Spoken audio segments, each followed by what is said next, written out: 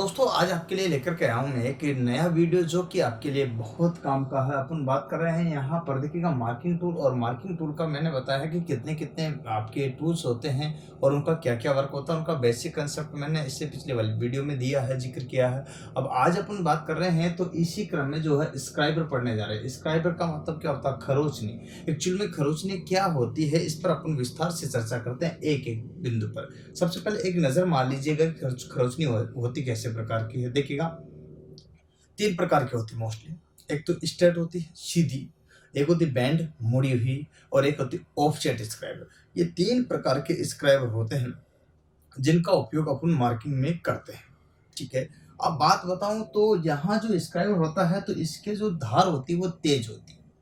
High carbon steel का बना होता है। ठीक है। नीचे का जो पॉइंट होता है वो 12 से 15 डिग्री पर ग्राइंड किया हुआ रहता है। ठीक है। इसके अलावा ये 125 mm से लेकर के 200 mm की लंबाई में BIS के अनुसार पाया जाता है। ठीक है। अब आप समझ रहे होंगे कि ये सारी चीजें बिल्कुल एक एक चीज अपन कंसेप्ट के साथ करते हैं। सबसे पहले अपन बात करते हैं डायग्राम की। तो यहाँ देखिएगा ऐसा होता है ये स्क्राइबर। क्या होता है? एक नजर मान लीजिएगा हल्का सा। ठीक है। क्लियर हो जाएगा आपको किस तरह से होता है।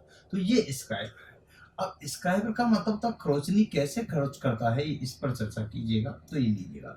अब आपके यहाँ जो देख पा रहे हो ये एक पतला पतला पतला सा है। ठीक है।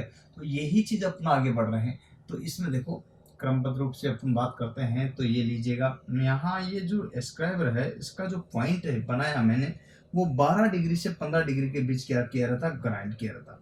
कितने डिग्री से? 12 से 15 के बीच में। अब यहाँ समझ रहे होंगे कि 12 से 15 के बीच में यहाँ जो ये पॉइंट है ये 12 डिग्री से 15 डिग्री के बीच ये जो है ग्राइंड किया जाता है। कौन जो है कितना? 12 डिग्री से 15। अब आप कहोगे सर आगे आगे क्या होगा? इसमें कोई परेशान होने की जरूरत नहीं। अगर सीधा है, स्ट्रेट है तो यहाँ पर ऐसा ही रहेगा। ठीक है। यहाँ पर ऐसा ही रहेगा और इसमें आड़ी टेढ़ी रेखाएं कटी होगी, जिससे होगा क्या है कि इसमें फिसलन होगी। इन आड़ी टेढ़ी रेखाओं को फिसलन से बचाने के लिए ही रखा जाता है। और ये आड़ी टेढ़ी रेखाएं जो होती है ये नर्लिंग कहलाती है। क्या कहलाती है? नर्लिंग। तो ऊपर वाला भाग जिसे कहते हैं वो है हेड। क्या है?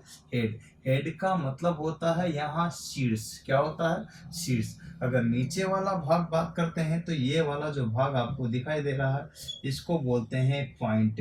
पॉइंट का मतलब बिंदु है या फिर नोक बोल सकते हो। ये शार्प होता है, मतलब तीखा नुकीला। तीखा नुकीला नुकीला। तो देखिएगा यहाँ पर जो है बात करते हैं यार यही जो है कार्य करता है।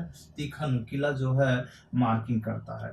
यहाँ अगर आप देख रहे हो तो इसको अपन बॉडी कहेंगे। जो बीच वाला भाग मैं लिख रहा हूँ बॉडी का मतलब शरीर। क्या होता है? इसका मोस्टली जो शरीर है ये वाला भाग है। इस शरीर पर क्या बनी होती है? ये आड़ी टेढ़ी रेखाएं। आड़ी टेढ़ी रेखा। अब आड़ी टेढ़ी जो रेखा है वो आड़ी टेढ़ी रेखा जो रहती है वो क्या कहलाती है? नर्लिंग कहलाती है। क्या कहलाती है? नर्लिंग कहलाती है। ठीक है। नर्लिंग बोलते हैं इसको। क्या बोलते हैं? नर्लिंग। आड़ी। ये जो नर्लिंग होती है तो ये जो पकड़ को मजबूत बनाती है। इसका यूज जो होता है पकड़ पकड़ को मजबूत बनाना।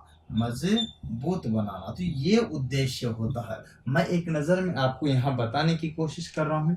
अलग अलग प्रकार के होते हैं, अपन सबको विस्तार से पढ़ेंगे, परंतु एक एक चीज को अपन क्लियर करना चाहते हैं। सबसे पहले जो आप एक नज़र में यहाँ देख पा रहे हो ये है स्क्राइबर। और यहाँ पर सेम स्क्राइबर जो अभी अपन ने बनाया है वही है, लेकिन अंतर क्या हो जाता है इसी स्क्राइबर में। यहाँ ये 12 डिग्री से 15 डिग्री ही रहेगा, लेकिन यहाँ अगर बात करते हैं तो ये देखिएगा आप यहाँ पर देखने की कोशिश करो, समझने की कोशिश करो कितने डिग्री पे बेंड हुआ है, 90 डिग्री पर। और ये बाकी तो आप देख ही पा रहे हो, ये बाकी जो देख पा रहे हो ये आड़ी टेढ़ी रेखाएं हैं।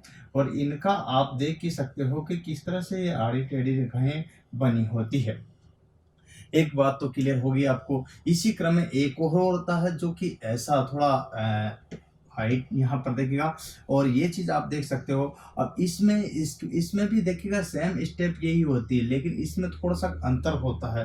अंतर क्या होता है कि ये भी शार्प होता है। क्या होता है? शार्प होता है नीचे से, और ये जो होता है ये शार्प होता है, परंतु यहाँ आप देखिएगा इस टाइप से होता है, ये इस टाइप से।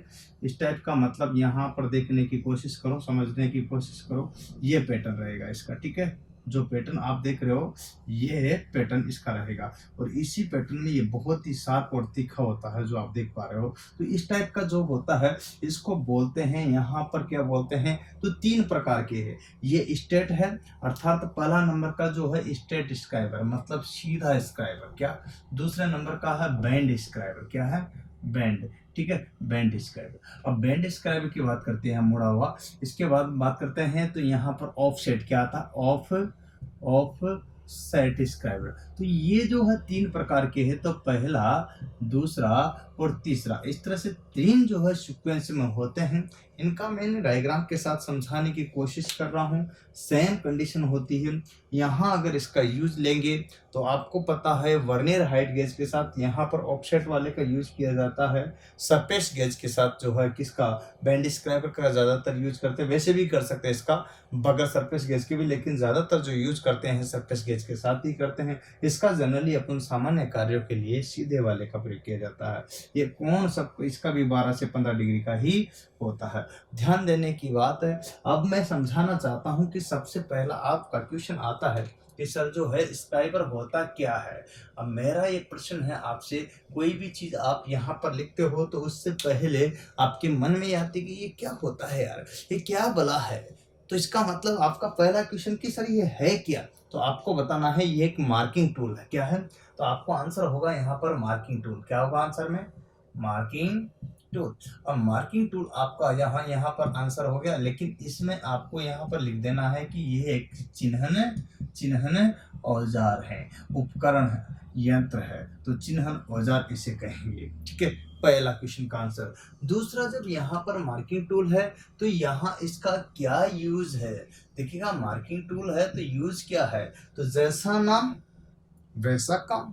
तो यूज भी उसी के आधार पर होगा, किसी भी जॉब पर मार्किंग करने हेतु। अर्थात यहाँ समझिएगा, मार्किंग करने हेतु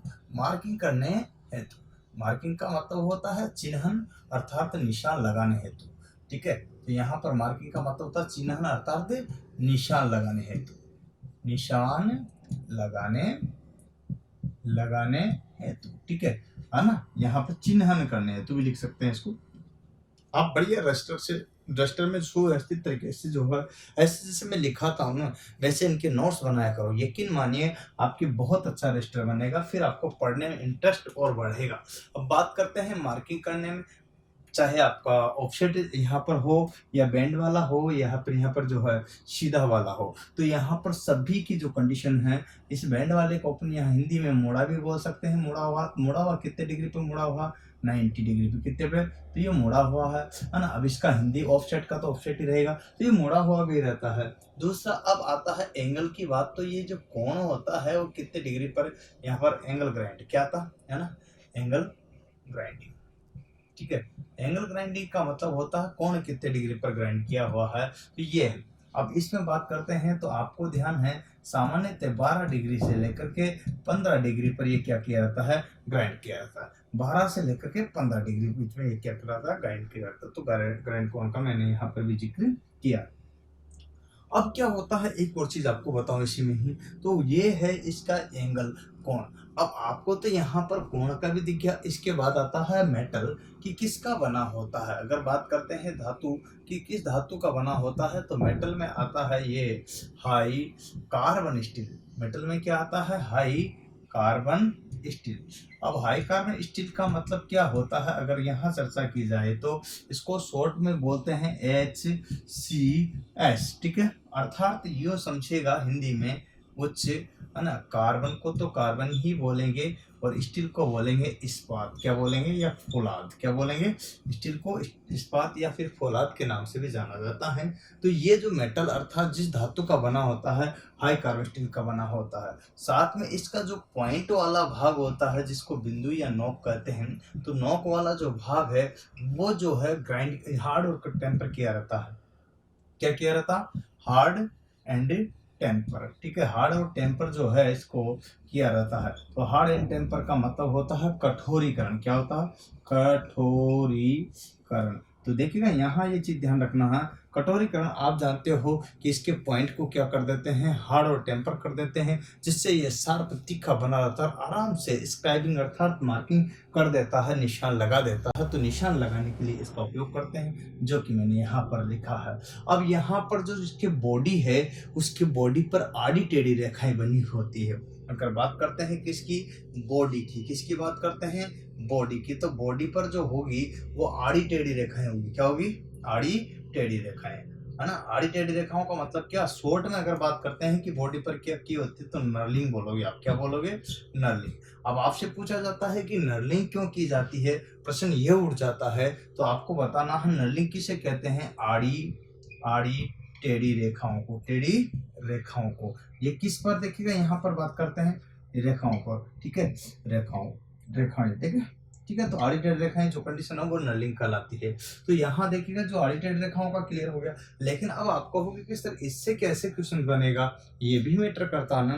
तो आपसे एक बार एग्जाम में पूछा हुआ DRDO में, किसमें आया है, DRDO में, डिफेंस रिसर्च डेवलपमेंट ऑर्गेनाइजेशन, जिसमें अक्सर हर साल भर्ती आती है आपकी, है ना, आपकी अपनी ब्रांच और ट्रेड की। तो मैं यहाँ वही बात कर रहा हूँ। तो इसमें देखिएगा अब DRDO में जो क्वेश्चन आया था उसका अगर जिक्र करें तो वो ये था, क्वेश्चन देखिएगा, पहला क्वेश्चन देखिएगा, ठीक है ना। स्क्राइबर की बॉडी पर बनी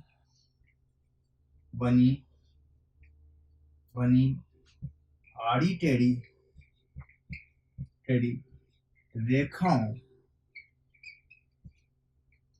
रेखाओं को किस नाम से जाना जाता है, किस नाम से जाना जाता है, किस नाम से जाना जाता है, क्वेश्चन मार्क। पहला ऑप्शन यहाँ पर देखिएगा, पहला ऑप्शन बोरिंग, ठीक है। दूसरा ऑप्शन टेपिंग, तीसरा ऑप्शन लेपिंग, चौथा नरलिंग। अब आप ही बताओ कौन सा आंसर आएगा, क्लियर करो भाई, स्पष्ट होना चाहिए यहाँ पर, मैं साफ साफ बता रहा हूँ। तो ये जो क्वेश्चन है DRDO में पूछा हुआ है, याद होगा आपको DRDO में कब, 2018 में ये क्वेश्चन एग्जाम में आया हुआ। अब आप कहोगे सर ऐसा क्वेश्चन बिल्कुल आया हुआ, ऐसा हूबहू क्वेश्चन उठा।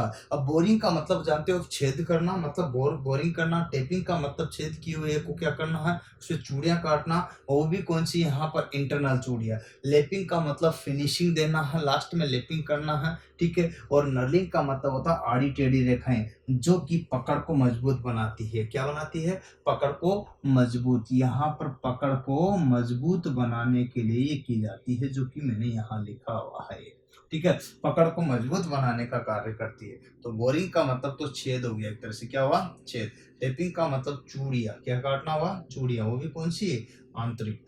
लेपिंग का मतलब होता फिनिशिंग, क्या होता, फिनिशिंग, लास्ट में फिनिशिंग। और नर्लिंग का मतलब होता आड़ी टेढ़ी रेखाएं जिनको बोलते हैं, जो कि पकड़ को मजबूत बनाती है। इस टाइप से एग्जाम में जब क्वेश्चन आता है तो बच्चा कंफ्यूज हो जाता है दोस्तों, और ये कंफ्यूजन उनके बना रहता है। इसी तरह से क्वेश्चंस कहीं से भी और कैसे भी पूछ लिया जाता है। और ये है आपका स्क्राइबर, जिसके बारे में मैंने आपको एक एक करके विस्तार से बता रहा हूँ। तो आपको फिर से मैं एक बार लेकर चलता हूँ इसी में ही। तो मार्किंग टूल में अपन पढ़ रहे हैं खरोचनी को बोलते हैं स्क्राइबर। स्क्राइबर की बात क्या है, तो मार्किंग टूल है। क्या बोलोगे इसको, मार्किंग टूल है। दूसरी कंडीशन पे आपका यहाँ आता है यूज, किसी भी जॉब पर चिन्हन करने के लिए, निशान लगाने के लिए ये इसका उपयोग होता है स्क्राइबर का।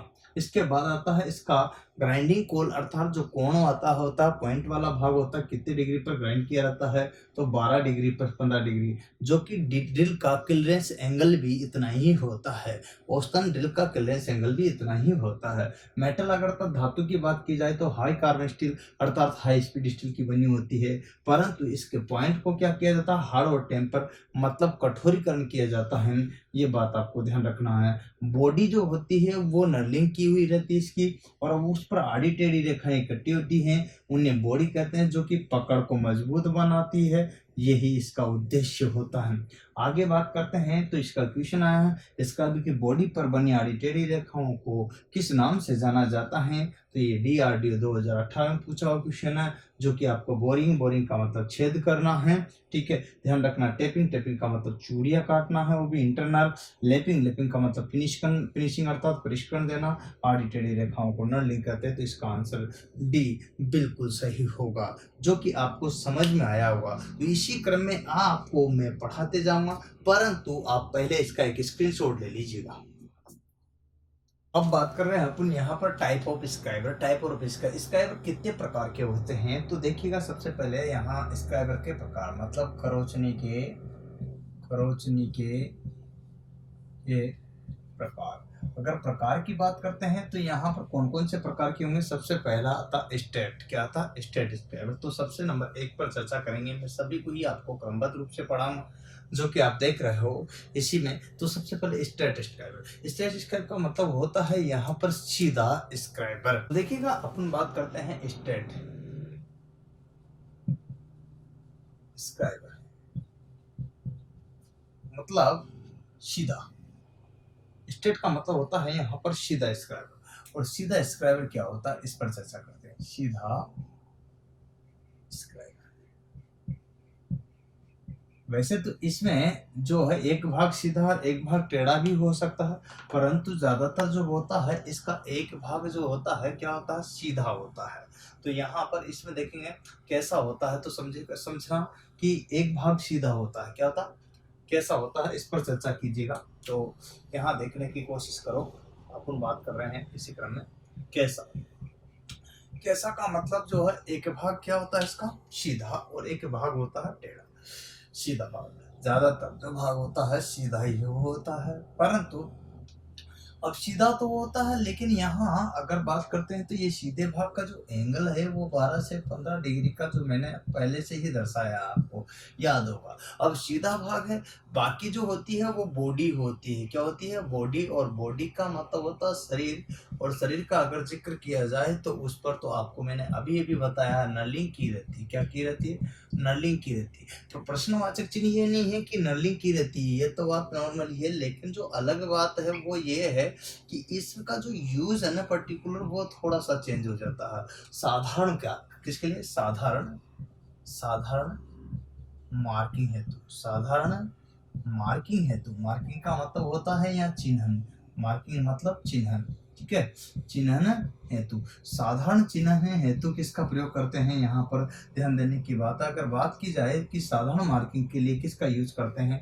तो यहाँ पर क्लियर होना चाहिए कि 12 डिग्री से 15 डिग्री पर ये चीज आपको याद होनी चाहिए। ये तो एंगल है, साधारण मार्किंग में करते हैं। इसका जो पॉइंट होता है, जो नोक होती है, क्या होती है, नोक। अगर बात करते हैं पॉइंट की, तो पॉइंट जो होता है वो क्या होता है, शार्प होता है। क्या होता है, शार्प मतलब तीखा, तीखा, शार्प। शार्प जो होता है वो इसका पॉइंट होता है, जिसको बोलते हैं तीखा, नुकीला। तीखा नुकीला होता है, परिणाम स्वरूप अच्छी मार्किंग कर देता है, ये चीज होती है। इस टाइप से बना होता है। अगर बनाई की बात करें यहाँ पर, तो ये देख लीजिएगा, मैं आपके बना भी देता हूँ एक डायग्राम, इससे और क्लियर हो जाएगा। इस टाइप से ये बना रहता है। जनरली अपन बात करते हैं तो यहाँ लीजिएगा ये, और ये लीजिएगा, ठीक है। चलो अगर बात करते हैं तो इसी क्रम में ये यूं भी बना होता है, जिससे पकड़ इसकी इस टाइप से रह जाती है, और यहाँ से लेकर के जो है इधर, इधर जो जाता है यहाँ से, ध्यान रखना, यहाँ से जो इधर जाता है नीचे की ओर, वो ए से जाता है, ए से, ठीक है, ऐसे। तो कहने का मतलब जो है लास्ट में आप देख रहे हो यहाँ जाकर के ये मिल रहा है, तो इस तरह से जो है ये मिल जाता है, ये इसका पॉइंट बन जाता है। ये जो आप देख रहे हो ये इसकी पकड़ है, जो इसको बैंड जो देख रहे हो ना आप, ये बैंड बैंड किए हुए, तो इसका मतलब इसकी पकड़ हो जाती है जो कि आराम से फिसलता नहीं।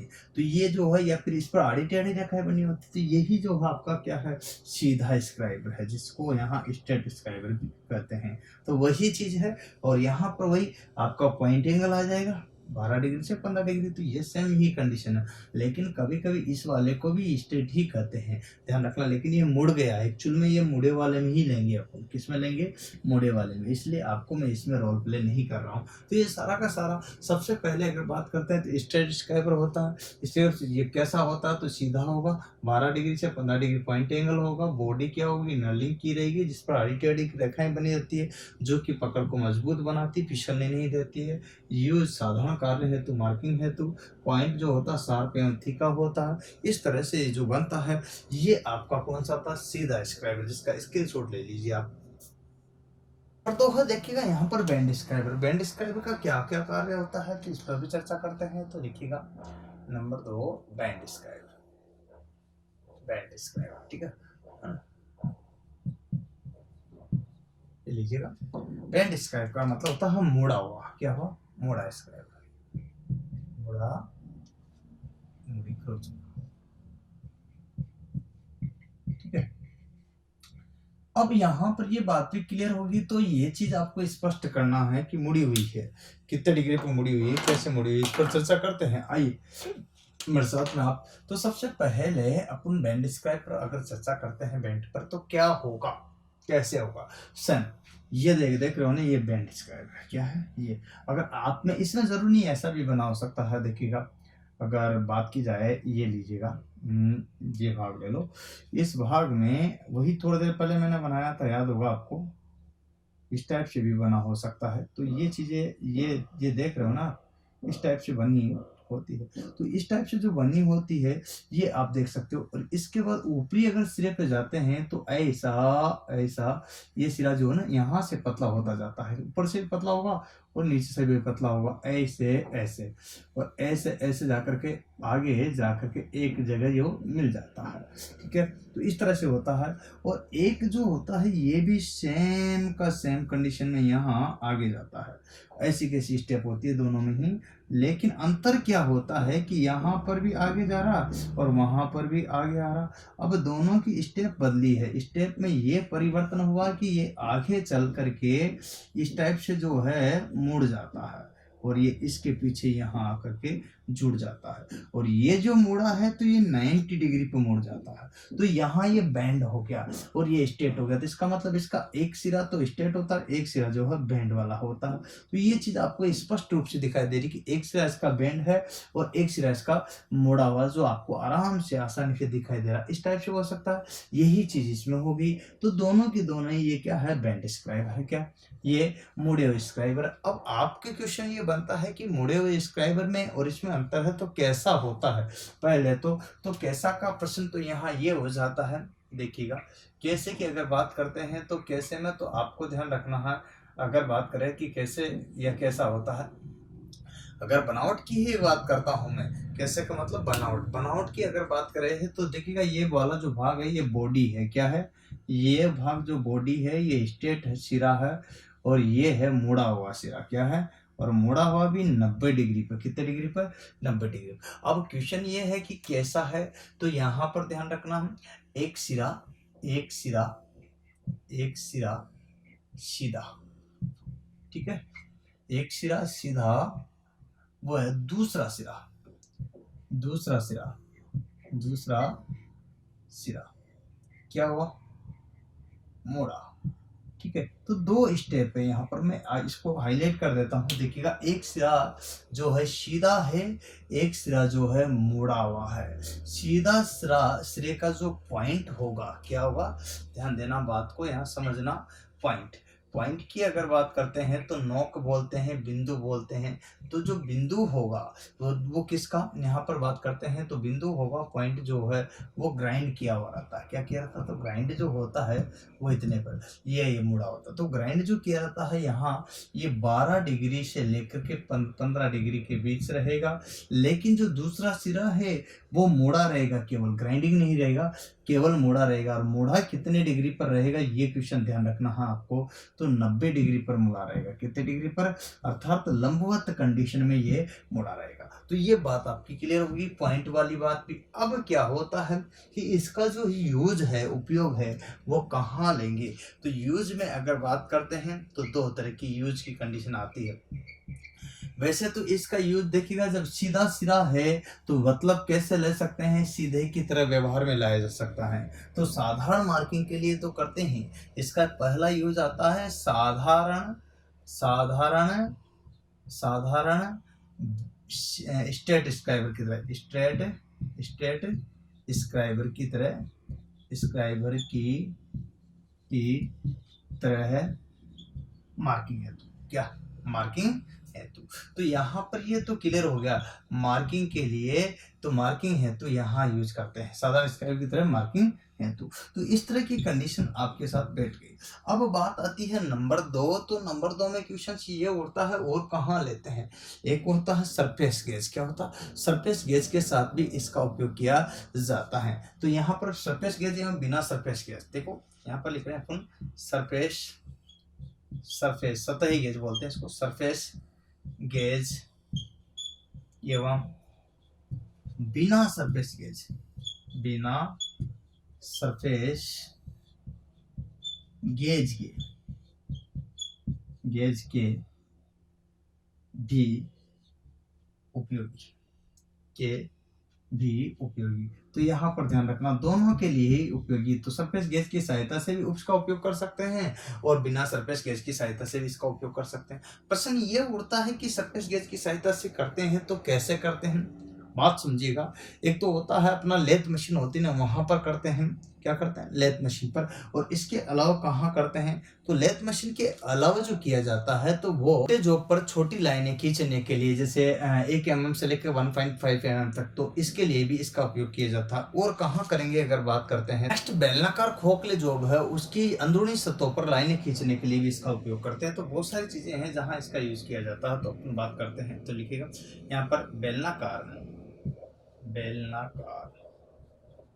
खोखले जॉब की अंदरूनी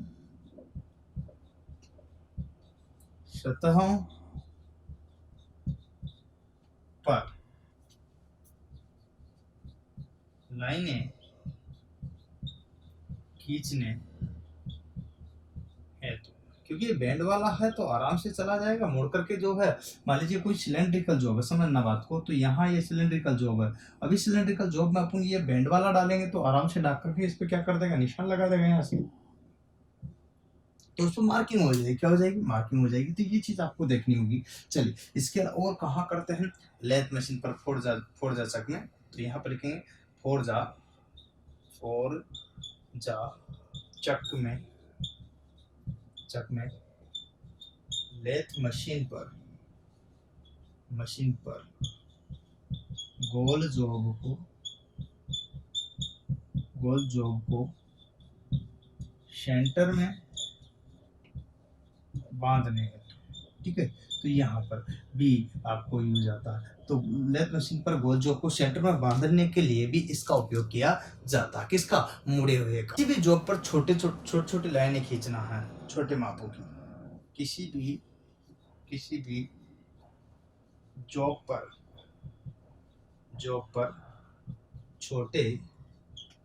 छोटे मापों की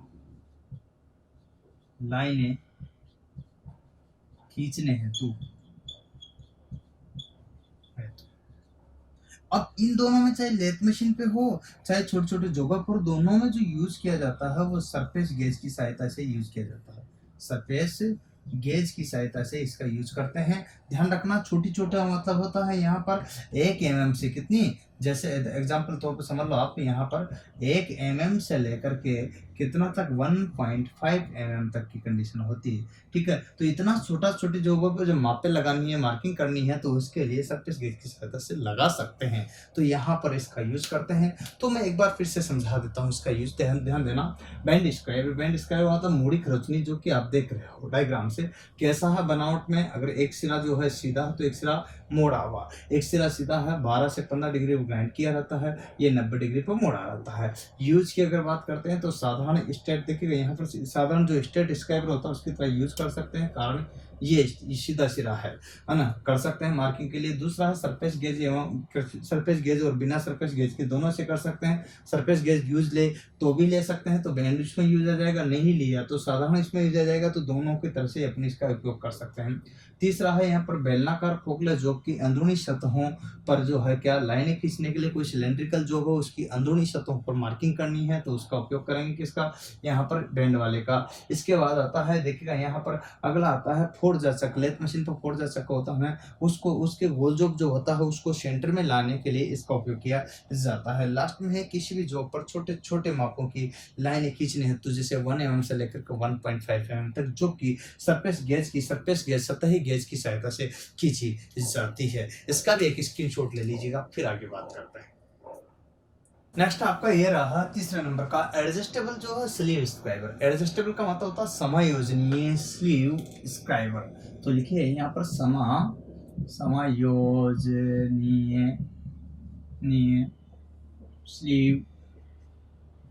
स्लीव खरोंचनी, ठीक है, बता लीजिएगा। अब यहाँ पर ये लिख लिया आपने, तो कैसा होता है एक्चुअली, ये होता कैसा है, तो मैं बनावट बता दूं एक बार इसका, देखिएगा कैसी संरचना होती है। एक्चुअली में यहाँ इस टाइप की एक संरचना होती है जिसे बॉडी कहते हैं। क्या कहते हैं, ये वाला जो भाग देख रहे हो, ये जो मैं बना रहा हूँ, ये बॉडी वाला भाग है।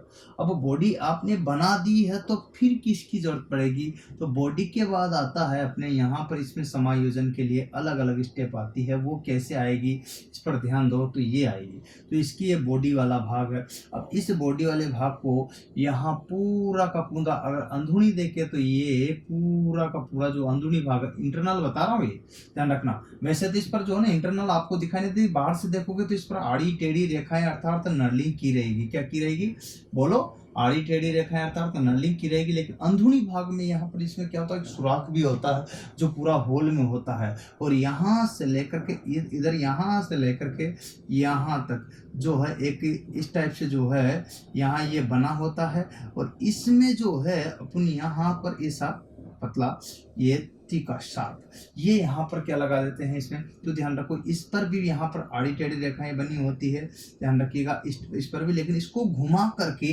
इसको अंदर बाहर कर सकते हैं। सेम ऐसी ही कंडीशन यहाँ पर भी होगी, यही स्टेप यहाँ पर भी हो जाएगी, इस पर भी आड़ी टेढ़ी रेखाएं कटी होगी, लेकिन शर्त यह है कि यहाँ जो वाला भाग है इस पर भी यही सेम कंडीशन जो है अपनाएंगे, लेकिन ये जो भाग होगा ये 90 डिग्री वाला मुड़ा वाला होगा, इसको चेंज कर सकते हैं, क्या स्लीव को क्या कर सकते हैं, तो ये जो कंडीशन है यहाँ इसमें स्लीव वाली है। अभी स्लीव जो है वो सीधी है, यहाँ पर बात कर सकते हैं, और ये मुड़ी हुई स्लीव है, ये भी स्लीव ही है, लेकिन ये क्या है, मुड़ी हुई है, बेंट है, क्या है, बेंट स्लीव है। तो ये बात आपको ध्यान रखना पड़ेगा। तो ये 90 डिग्री पर बेंट है, इसका मतलब ये हुआ कि ये कैसा है बनावट में। अगर बात की जाए किसकी बात की जाए, बनावट की, तो बनावट में देखिएगा यहाँ पर बात करते हैं तो सेम ही है। कैसा, यहाँ पर बात करते हैं तो दोनों तरह से बन रहा है ये। एक अगर ऊपर वाले को निकाल दूं तो किसके सीधे की तरह, और किसके अगर इसको दोनों को जोड़ दूं तो किसकी तरह, बैंड। तो बैंड एवं सीधे की तरह, बनावट में कैसा, बैंड एवं स्ट्रेट की तरह, ठीक है। अब बात करते हैं तो ये बनावट में स्ट्रेट और बैंड की तरह मतलब क्या होगा, इसका एक सिरा, तो इसका यूं समझ सकते हैं कि एक सिरा, इसका मतलब ये हुआ कि एकल सिरा, क्या होगा, एकल सिरा जो होगा वो क्या होगा, सीधा, क्या होगा, सीधा, और दूसरा सिरा होगा तो क्या होगा, सेकंड सिरा, क्या ना, दोहरा सिरा। है ना, दोहरा सिरा जो होगा तो वो क्या होगा, मुड़ा हुआ होगा। क्या होगा, मुड़ा हुआ होगा। अब मुड़ा का मतलब कितने डिग्री पर, वही 90 डिग्री पर यहाँ पर अगर देखिएगा एक चीज नहीं है तो वह है स्लीव। क्या है, स्लीव। ये अनेक होती है, अलग आवश्यकता अनुसार इसको घटा बढ़ा सकते हैं, कम ज्यादा कर सकते हैं, तो छोटी बड़ी कर सकते हैं। क्या कर सकते हैं, इसको स्लीव को छोटी वह बड़ी कर सकते हैं, बड़ी कर सकते हैं। यहाँ पर ये बात ध्यान रखना है। तो इसको स्लीव को छोटी और बड़ी किया जा सकता है इसकी सहायता से यहाँ पर। तो ये बात आपको ध्यान रखनी होगी। ये स्लीव ही है इसमें नहीं। बाकी अगर इसका यूज की अगर बात करूँ मैं, तो यूज में तो सेम ही कंडीशन आएगी। कैसी, जहाँ पर स्ट्रेट वाले का यूज करते हैं, बैंड वाले का यूज करते हैं, उसके स्थान पर, है ना, बैंड एवं स्ट्रेट स्ट्रेट स्क्राइबर के स्थान, ठीक है। तो दोनों के स्थान पर इसका उपयोग किया जा सकता है। तो बैंड और यहाँ पर देखिएगा दोनों के स्क्राइबर पर इसका क्या है, स्थान पर इसका उपयोगिता बरकरार बनी हुई है। ये देख सकते हो, पहली कंडीशन बनावट, दूसरी कंडीशन सिरा, तीसरा कंडीशन स्लीव और चौथी कंडीशन आप देख सकते हो ये था एडजस्टेबल स्क्राइबर। आपसे पूछ ले कि समायोजनीय स्क्राइब कैसा होता, तो बनावट में इस टाइप से। आपसे पूछ ले कि क्या यहाँ बनावट कैसी होती है, बैंड एवं स्ट्रेट की तरह। आपसे पूछ ले एकल सिरा सीधा होता, दूर सिरा मोड़ा, तो यहाँ पर छोटी छोटी और बड़ी कर सकते हैं स्लीव को। यही कंडीशन इसमें एक्स्ट्रा है जो मैं यहाँ पर हाईलाइट कर देता हूँ। इसके अलावा जो है यूज बैंड की तरह भी कर सकते हैं, स्ट्रेट की तरह भी कर सकते हैं, तो इसका ये उपयोग रहेगा और इसका स्क्रीनशॉट आप ले लीजिएगा। लास्ट और अंतिम आता है इसका तो ऑफसेट स्क्राइबर। ऑफसेट स्क्राइबर को क्या मतलब होता है, देखना यहाँ कैसा होता है ऑफसेट स्क्राइबर ना, स्क्राइबर। अब आप देखोगे ऑफसेट स्क्राइबर जो होता है, खुरचनी जो होती है वो कैसी होती है, इस पर प्रश्नवाचक चिन्ह बनता है। तो सबसे पहला आपको मैं यहाँ नॉलेज के तौर पर बता देना चाहता हूँ कि ये आपका जो देख रहे हो यहाँ, ये ऑफसेट स्क्राइबर मैं बना रहा हूँ, इसको ध्यान से देखना, इस पर देखिएगा, गौर कीजिएगा। तो इस तरह से जो है ऑफसेट स्क्राइबर होता है अपना। आप देखो इस पर, ये देख रहे हो ना इस टाइप से, तो इस पर क्लियर कीजिएगा। तो ये आपके यहाँ पर और इस तरह से जो है ये यहाँ से ये रेखा खींच दी आपने, और मैं यहाँ इसको थोड़ा और छोटा कर दूँ, इससे स्पेस मिल जाएगा। और यहाँ से फिर मैं इधर ले जाता हूँ। तो इसी क्रम में देखना, आप यहाँ से यहाँ लाए हो, यहाँ से यहाँ लाए हो। अब ध्यान देने की बात ये है कि इस पर जो है इस टाइप की स्टेप बनी होती है। अब आप देख सकते हो कि ये स्टेप जो होती है वो ऑफसेट स्क्राइबर, ये है ऑफसेट स्क्राइबर। और इसका जो यूज करते हैं केवल जो आता है अपना वर्नियर हाइट गेज, उसी के साथ में करते हैं। उसमें क्या करते हैं कि यहाँ इसमें एक ज्वाइंट दे देते हैं, और इस ज्वाइंट की सहायता से क्या है, यहाँ इसमें एक ज्वाइंट दे देते हैं और ज्वाइंट दे करके यहाँ लॉक लगा देते हैं। परिणाम स्वरूप ये इसमें लॉक्ड हो जाता है। और यहाँ से एक जो उसका जो बीम होता है वो वाला भाग डालते हैं, और अंत में यहाँ जो है एक इसका बेस दे देते हैं। बेस मतलब ये वाला आधार वाला भाग, और ये दे करके उसको इस पर स्थिर रखते हैं। क्या रखते हैं, स्थिर रखते हैं। तो ये जो कंडीशन कहलाती है, तो ये आप देख रहे हो इस पर यहाँ पर मार्किंग की जाती है यहाँ, और यहाँ पर कोई जॉब ले लेते हैं। इधर मान लीजिए कोई जॉब ले ले, ये लीजिएगा कोई जॉब, ये कोई जॉब लिया, इस पर क्या करना है, मार्किंग करना है। तो कर सकते हैं इसकी सहायता से, तो ऑफसेट इसका, और मार्किंग कर सकते हैं वो भी एक्यूरेसी में। किसमें, एक्यूरेसी में। तो यहाँ पर देखिएगा परिशुद्धता की अगर बात करते हैं तो मार्किंग की जाएगी इसकी सहायता से। ये है आपका ऑफसेट, क्या है, ऑफ सेट स्क्राइबर, जिसका अपन जिक्र कर रहे थे। तो जो देख रहे हो आप, ये एक डायग्राम मैंने बनाया है, और इसका उपयोग वर्नियर हाइट गेज की सहायता से करते हैं। तो सबसे पहले ऑफसेट स्क्राइबर क्या होता है, तो यहाँ बात करते हैं। तो ये मुड़ा हुआ होता है एक में, लेकिन कैसे होता है आप देख पा रहे हो यहाँ पर मुड़ा हुआ भी। चलिए मैं यहाँ इसका सीधा सीधा यूज पे चलता हूँ। तो यूज में यहाँ इसका यूज करते हैं, सीधा ध्यान रखना है आपको, वर्नियर हाइट गेज की सहायता से। किसकी, वर्नियर वर्नियर हाइट गेज की सहायता से। तो आपको ये ध्यान रखना है, तो वर्नियर हाइट गेज की सहायता से इसका यूज करते हैं। परंतु क्या करते हैं, यूज की उपयोगिता क्या है, उपयोगिता क्या है ऐसी कि इसकी यूज उपयोगिता, तो इसकी यूज की उपयोगिता है एक्यूरेसी के लिए। किसके लिए, एक्यूरेसी। तो यहाँ पर देखिएगा बात करते हैं, एक्यूरेसी तो मतलब होता है परिशुद्धता। परिशुद्धता के लिए ये प्रयोग में लाया जाता है। परिशुद्धता भी कितनी परिशुद्धता ये भी आपको नॉलेज के तौर पे बता दूं, 0.02 mm ये कंडीशन अपनी जो है किस में है, मीट्रिक प्रणाली में। अगर इसमें बात करते हैं तो 0.001 इंचेस जो है आपकी ये किस में है, ब्रिटिश प्रणाली में। किस में है, ब्रिटिश प्रणाली में। तो मैं वही बात बता रहा हूँ, तो यहाँ जो है ब्रिटिश प्रणाली में ये कंडीशन हो जाएगी, तो ब्रिटिश पद्धति ये कहलाएगी। तो इसमें आपको ध्यान रखना है, मेरे कहने का मतलब इतनी एक्यूरेसी में इससे क्या कर सकते हैं, मार्किंग कर सकते हैं परिशुद्धता में। तो सर्वाधिक मार्किंग जो कर सकते हैं वो ऑफसेट स्क्राइबर की सहायता से ही कर सकते हैं। ये सारे के सारे जो है मार्किंग टूल है, इसीलिए मैं आपको इसमें बता रहा हूँ। तो ये सारी जो चीज़ें हैं आपको मैंने पढ़ा ही है इसमें कि मार्किंग टूल्स कौन कौन से होते हैं। उसमें सबसे पहले नंबर का जो है स्क्राइबर पढ़ा है, उसके प्रकार बताए 4, और चारों प्रकार को एक एक तरह से विस्तार से बताया है। तो इन सभी का एक स्क्रीन शॉट लीजिएगा। बात आती है यहाँ, ये जितने सारे अपने ऑफसेट पढ़ा, स्क्राइबर स्टेट स्क्राइबर पढ़ा, बेल्ट स्क्राइबर पढ़ा, और आपने जो सारे के सारे जो स्क्राइबर पढ़े चारों प्रकार के, इन सभी प्रकार का अगर बात करते हैं तो इसमें से क्या क्या किसके लिए सेफ्टी प्रिकॉशन रखने जाने चाहिए, तो क्या क्या सावधानियां यहाँ पर बरती जानी चाहिए। तो देखिए स्क्राइबर के लिए क्या क्या सावधानियां बरती जाए, तो यहाँ ये चीज़ें मैटर करती है। तो सबसे पहले आपको मैं नॉलेज के तौर पर बता देना चाहता हूँ कि उसको कोई भी ऐसी ठोस सरफेस पर नहीं ठोकना चाहिए जिससे कि उसकी नोक खराब हो जाए, और एक और दूसरी कि उसको हार्ड सरफेस पर इससे मार्किंग नहीं करनी चाहिए।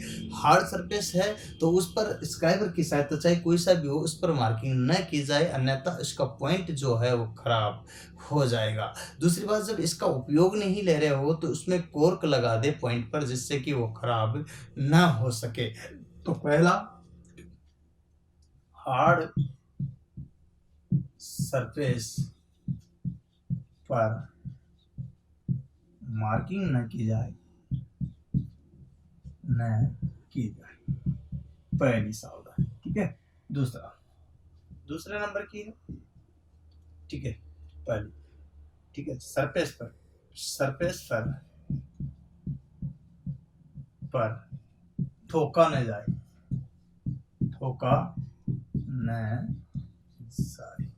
ठीक है। दूसरे नंबर, तीसरे नंबर की एक और है, वो ये है कि जब इसका यूज नहीं ले रहे हो तो यहाँ इस पर कॉर्क लगा दे। क्या लगा दे, कॉर्क, ऐसे। तो यहाँ पर है ना, उपयोग न किया गया हो, किए जाने की स्थिति में पॉइंट पर कॉर्क लगा दे, अर्थात कोर्क लगा करके ही रखे। ये ध्यान रखिए, जिससे कि क्या होगा, कोई भी क्षति इसके पॉइंट को न पहुंचेगी। इसके स्क्राइबर की जो नोक होनी चाहिए वो तेज धार वाली होनी चाहिए। तो लिखेगा नोक तेज धार वाली हो, जिससे क्या होगा, जिससे आसानी से मार्किंग की जा सके,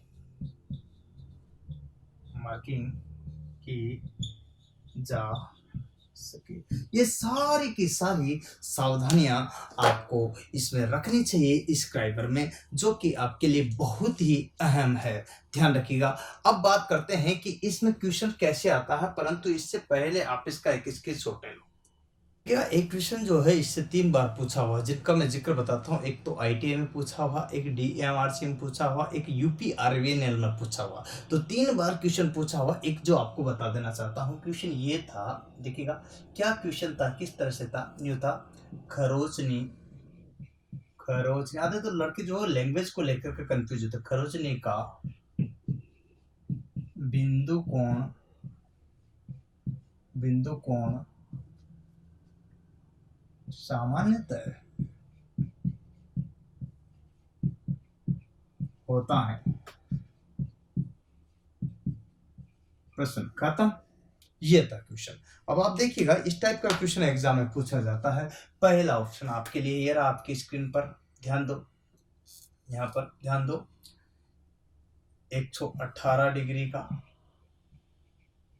दूसरा ऑप्शन, ध्यान दीजिएगा यहाँ पर 118 डिग्री हो गया, दूसरा 90 डिग्री का तीसरा ऑप्शन, 12 डिग्री से 15 डिग्री का, ठीक है, बस लास्ट में देखिएगा। एक एक चीज को देखना, आप क्लियर करना, कंफ्यूजन नहीं रहना चाहिए। तो यहाँ पर आपको कोई भी कंफ्यूजन, 121 डिग्री का। अब आपको यहाँ पर बताना था, क्वेश्चन बताइए। आपको तो मैंने पढ़ा है इसलिए आप तो फर्स्ट से दे दोगे sir answer C, sir answer C, sir answer C. आप तो बिल्कुल जोर जोर से एक साथ में, एक सुर में, एक आवाज में दे दोगे, क्योंकि मैं अभी तक पढ़ाया। लेकिन ये जो क्वेश्चन है दोस्तों, जिस क्वेश्चन को आप देख रहे हो, ये क्वेश्चन एक्चुअल में क्वेश्चन नहीं है, ये एक बहुत ही महत्वपूर्ण क्वेश्चन है, क्योंकि यही क्वेश्चन DMRC में पूछा गया, यही क्वेश्चन RVUNL में भी जो है क्वेश्चन पूछा हुआ, और यही क्वेश्चन जो हो अपने एक बार ITI में पूछा हुआ। ITI 2019 का पेपर उठा कर देख लो। UPRVNL की अगर बात करता हूँ, किसकी, UPRVNL की बात करता हूँ, तो इसमें इससे पिछले वाला जो पेपर आया लास्ट वाला उसमें आया है। और DMRC आपको ध्यान होगा तो DMRC 2020 का लास्ट वाला पेपर ध्यान दीजिएगा, इसमें अपडेट वाले में याद आया और ये क्वेश्चन पूछा गया है। ये पैटर्न क्लियर होना चाहिए आपको। इस टाइप से क्वेश्चन अलग अलग तरीके से पूछे जा रहे हैं, आपको आंसर ये करना था। लेकिन मैं आपको स्पष्ट करना चाहता हूं इसमें कि क्वेश्चन कैसे भी आ सकता है, जरूरी नहीं है। आपसे अगर 118 डिग्री बात करें तो 118 डिग्री सामान्यतः जो होता है डिल का पॉइंट एंगल होता है। डिल का पॉइंट एंगल कितना होता है, आपसे पूछ लिया जाता है कि डिल का पॉइंट एंगल कितना होता है, तो ध्यान रखिएगा 118 डिग्री सामान्यतः। 90 डिग्री अपने बात करते हैं तो ट्राई स्क्वायर का आता है, किसका आता है, ट्राई स्क्वायर किसका आता है, ट्राई स्क्वायर। और बैंड वाले स्क्राइबर का, किसका, बैंड स्क्राइबर का, स्क्राइबर किसका, बैंड स्क्राइबर का भी 90 डिग्री आता है ना। और इसके अलावा एक और आता है यहाँ, जो क्या होती है 90 डिग्री जिसका आता है, तो वो होता है कोणी प्लेट, एंगल प्लेट जिसको बोलते हैं, एंगल प्लेट का होता है। इसके अलावा जो ट्राई स्क्वायर का होता है, इसके अलावा वी ब्लॉक का, किसका, वी ब्लॉक का भी जो है कितना होता है, 90 डिग्री का होता है। ये आप सब जितने भी देख रहे हो इन सब का कोण कितने डिग्री का होता है, 90 डिग्री का। इसके अलावा एक और होता है जिसको बोलते हैं सेंटर पंच। तो यहाँ पर किसी भी तरह से क्वेश्चन आ सकता है दोस्तों, मैं एक ही टारगेट नहीं कर रहा। अगर रही बात किसकी, तो 12 से 15 डिग्री का, तो यहाँ पर देखिएगा डिल का क्लियरेंस एंगल हो सकता है, डिल का क्लियरेंस एंगल, ठीक है, क्लियरेंस कोण। यहाँ पर क्वेश्चन कैसे भी आ सकता है। इसके अलावा कि नहीं सर और कौन सा हो सकता है, 12 से 15 डिग्री, तो आपके देखिएगा यहाँ पर सामान्यतः खरोच निकले, मतलब स्क्राइबर का बिंदु कोण, जो स्क्राइबर का पॉइंट एंगल, ठीक है। तो यहाँ पर ये भी कितना होता है, 12 से 15 डिग्री का होता है। इसके बात करते हैं तो 121 डिग्री का सर क्या होता है, तो 121 डिग्री का जो होता है, एक इस टाइप का जो है बात करते हैं, इस टाइप का यहाँ ये होता है जिसे ड्रिल एंगल गेज बोलते हैं, ठीक है, ड्रिल एंगल गेज, ठीक है। तो ड्रिल एंगल गेज होता है इस टाइप का। ड्रिल एंगल गेज का जो कोण होता है वो कितना होता है, 121 डिग्री का होता है। कितना होता है, 121 डिग्री का होता है, अर्थात ये होता है। तो दोस्तों किसी भी तरह से कहीं से भी क्वेश्चन पूछा जा सकता है। मैंने एक क्वेश्चन में आपको 10 क्वेश्चन बताए हैं जो कि आपको यहाँ पर पूछे जा सकते हैं। एग्जाम्पल के तौर पर एक पहला तो ये आपके सामने है, दूसरा ड्रिल वाला हो गया, तीसरा ट्राई स्क्वायर का 90 डिग्री, बैंड स्क्वायर का 90 डिग्री चौथा, और स्क्वायर का यहाँ पर बात करें एंगल प्लेट का 5वां, वी ब्लॉक का 6वां, सेंटर पंच का 7वां, यहाँ पर डिल का क्लियरेंस 8वां, यहाँ पर स्क्वायर पॉइंट 9वां, और यहाँ पर ये 10वां, 21 डिग्री, 121 डिग्री। इस तरह से कोई भी क्वेश्चन आता तो मैंने एक क्वेश्चन के साथ में 10 क्वेश्चन, 8 क्वेश्चन मर्ज किए हैं, जो कि आपके लिए बहुत कारगर होंगे। इसी तरह से आप पढ़ते रहो, बढ़ते रहो आगे। यकीन मानिएगा, आप अगर मेरे साथ रहोगे तो मैं आपको ले जाऊंगा लक्ष्य तक, क्योंकि जहां तक मैं गया हूं वहां तक आपको ले जाके जरूर छोड़ूंगा। क्योंकि जिस तरह से मैंने रेलवे में सरकारी नौकरी 2 बार ली है, उसी तरह से मैं कम से कम आपको एक बार तो दिलाने का हक रखता हूं। अगर मैं एक बार भी नहीं दिला सकता, आपको एक बार भी सरकारी नौकरी दिलाने में समर्थ नहीं हूं, तो बेकार ही मैंने पढ़ाया है ये 10 साल, 11 साल, 12 साल तक, बेकार में ही मेहनत की है, बेकार में तुम लोगों को गुमराह कर रहा हूं कि ऐसा लग रहा है कि नहीं, बच्चों को गुमराह करने वाली बात होती है। क्योंकि अगर मैं आपको सफलता नहीं दिला पाता हूं तो मुझे भी चुल्लू भर पानी में डूब मरना चाहिए। इतने सालों की मेहनत के बाद भी अगर आपका मैं पेपर नहीं बिठा पाता तो प्रॉब्लम आपकी नहीं है, प्रॉब्लम मेरी है। क्यों? क्योंकि मजबूरी तुम्हारी तुम्हारी है, प्रॉब्लम मेरी है, मजबूरी तुम्हारी है कि तुम्हें कहीं न कहीं से तो कोचिंग करनी पड़ेगी, ऑनलाइन और ऑफलाइन सब प्रकार की कोचिंग करनी पड़ेगी। परंतु अब इसके लिए तुम्हें चाहिए कि एक बढ़िया टीचर मिल जाए, तो उसके लिए ढूंढना पड़ेगा। लेकिन ध्यान रखिएगा, सिलेक्शन जो देता वो बेहतर होता। अगर मैं भी सिलेक्शन देता हूं तो आपके लिए बेहतर टीचर है, मेरे अलावा कोई दूसरा देता तो वो भी बेहतर टीचर है। परंतु ध्यान रखिएगा, जिस तरह से मैं जिस लक्ष्य पर जहां तक गया हूं ना, वहां तक उसी तरह से आपको लेकर जाऊंगा। क्यों? क्योंकि कहते भी है ना, आपको पता होगा अच्छी तरह से कि जो जिस गांव का होता ना, वो बखूबी उस गांव को जानता है। जिस तरह से मैंने गवर्नमेंट जॉब के लिए मेहनत की, प्रयास किया, और जिस तरह से मैं पहुंचा हूं अपने टारगेट तक 2 बार, उसी प्रकार से तुम्हें एक बार न ले जा सका तो मैं आपके लायक बिल्कुल भी नहीं हूं। अर्थात मुझे भी वही करना चाहिए, चुल्लू पर पानी में डूब मरना चाहिए, बेकार ही पढ़ा रहा हूं। तो दोस्तों यकीन मानिएगा, जिस तरह से हजारों की संख्या में, सैकड़ों की संख्या में स्टूडेंटों को मैंने सिलेक्शन दिया है, जिनका आप जो है मेरे वेबसाइट पर www.jugalsar.com पर जाकर के गैलरी में जाकर देखना, तो हजारों स्टूडेंटों के फोटोज विद नाम विद मोबाइल नंबर दिए हुए हैं, जिस पर बच्चे से जाकर के कॉल कर सकते हो, कमेंट कर सकते हो, पूछ सकते हो कि सर आपका जुगल सर के यहाँ से सिलेक्शन हुआ क्या? हुआ तो आप मेरे पास आइए, मेरे से ऑनलाइन खरीदिएगा, मेरे से ऑफलाइन खरीदिएगा, मेरी लाइब्रेरी ज्वाइन कीजिएगा, मेरी कंप्यूटर लैब ज्वाइन कीजिएगा, और यहाँ पर जो है वीडियो कोर्स कर दीजिएगा। अगर आपको ये सब चीजें सत्य पाई जाती है तो ही खरीदिएगा, और 10 से 20 वीडियो देख करके ही खरीदिएगा, जल्दीबाजी में नहीं। मेरे अलावा बेहतर जहां भी मिले, जिस दुनिया के जिस भी कोने में, वहां से पढ़िएगा। जरूरी नहीं है दोस्तों, ये बात आपको मैं विश्वास और यकीन से इसलिए कह रहा हूं क्योंकि जिस तरह से मैं लगा हूं उस तरह से तुम्हें लगा के छोड़ूंगा। अगर कोई ऐसा बंदा आपको मिलता है तो वहां जाइए, और नहीं मिलता तो मेरे पास आइए। यकीन और दावे के साथ कहता हूं, चैलेंज देता हूं, आपका सिलेक्शन क्यों नहीं होगा। मैं आपको जो स्क्रीनशॉट दूंगा, मैं आपको जो वीडियो दूंगा, मैं आपको जो बुक प्रोवाइड कराऊंगा, इन तीनों चीजों को पढ़ लो। दावा है मेरा, कोई रोक दे क्वेश्चन न बैठे, ये आपको चैलेंज के साथ कर रहा हूं। और बता दे कोई भी पेपर में ये वीडियो पढ़ने के बाद कि सर क्वेश्चन नहीं बैठ रहा, मुझे बता दे। यहां आपकी ट्रेड की बात कर रहा हूं, आपकी ब्रांच की बात कर रहा हूं मैं, समझो बात आपकी ट्रेड और आपकी ब्रांच की है, आपके सिलेक्शन की, आपके सिलेबस की है। और नहीं बैठता तो मैं भी बेकार ही मेहनत कर रहा हूं दोस्तों। इसीलिए नहीं पढ़ा रहा हूं कि इतने सालों से, इसलिए पढ़ा रहा हूं कि आपका सिलेक्शन दे रहा हूं कंटिन्यूस। जिस तरह से मैं लगा हूं उसी तरह से आपको ले जाऊंगा, ये यकीन और विश्वास के साथ कर रहा हूं। पर दोस्तों आपको पढ़ना पड़ेगा, लिखना पड़ेगा, समझना पड़ेगा, मेरे साथ चलना पड़ेगा। हाँ जरूर एक साथ चलना पड़ेगा, क्योंकि देखिएगा मुश्किलें भले ही कितनी घनी हो, पर आपको नहीं निराश होना है। कहा भी है ना किसी ने कि अंधेरा घना है पर दीपक जलाना भी मना नहीं है। तो आप अपने दिमाग की बत्ती जलाइए और निकल जाइए, क्योंकि कंपटीशन का युग है। इस कंपटीशन के युग में जितना ज्यादा जो मेहनत करता है वो निकल लेगा, और यही बात है, मैं भी आपके साथ हूं। अतः आपको किसी भी प्रकार की असफलता रूपी, निराशा रूपी दिमाग में कोई भी चीज लाना ही नहीं है। इसीलिए तो किसी महापुरुष ने कहा है कि असफलता एक चुनौती है, स्वीकार करो, क्या कमी रह गई है देखो और सुधार करो। जब तक सफल न हो तुम, नींद चैन को त्यागो तुम, संघर्षों का मैदान छोड़ करके मत भागो तुम, क्योंकि कुछ किए बने ही जय जयकार नहीं होती, और कोशिश करने वालों की कभी हार नहीं होती। मैं ऑनलाइन ऑफलाइन या ड्यूटी तीनों चीजों को एक साथ कर सकता हूं, बराबर 18 घंटे से ऊपर नौकरी कर सकता हूं, जॉब कर सकता हूं, आपको पढ़ा सकता हूं, समझा सकता हूं। तो क्या आप अपने लिए नौकरी लगने के लिए, मैं नौकरी के बाद कर रहा हूं, आप नौकरी लगने के लिए 6 से 8 घंटे पर डे नहीं निकाल सकते क्या? और निकाल सकते थे, यकीन से कह रहा हूं। जो 8 घंटा पर डे कंटिन्यू 6 महीने तक पढ़ लेगा ना, यकीन मानिए उसको कोई माइक का लाल रोक नहीं सकता। ये मेरा दावा, ये शपथ है, मैं बता रहा हूं। और अब ये सब चीजें अगर आपको अच्छी लगे तो अपने 10-10 ग्रुप में फोन उठाइए, भेज दीजिएगा, जिससे कि ये फायदा सभी अपने मित्रों को, अपने दोस्तों को, अपने बंधुओं को, अपने दोस्तों को हो सके। ये बात आपको यकीन और विश्वास से इसलिए कर रहा हूं क्योंकि जिस तरह से आप लक्ष्य की प्राप्ति करना चाहते हो, बेरोजगार हो, मैं समझता हूं, लेकिन उसके लिए भी मेहनत जरूरी है, स्ट्रगल जरूरी, संघर्ष जरूरी है। तो आप पर हम मिलकर के चलेंगे, एक के बाद एक सारे वीडियो मिलेंगे आपको, 200 से ऊपर प्लस वीडियो मिलेंगे, ये बात ध्यान रखिएगा। धन्यवाद, फिर मिलेंगे नेक्स्ट वीडियो के साथ बैक टू बैक। आज के लिए इतना ही। जय हिंद, जय भारत, वंदे मातरम।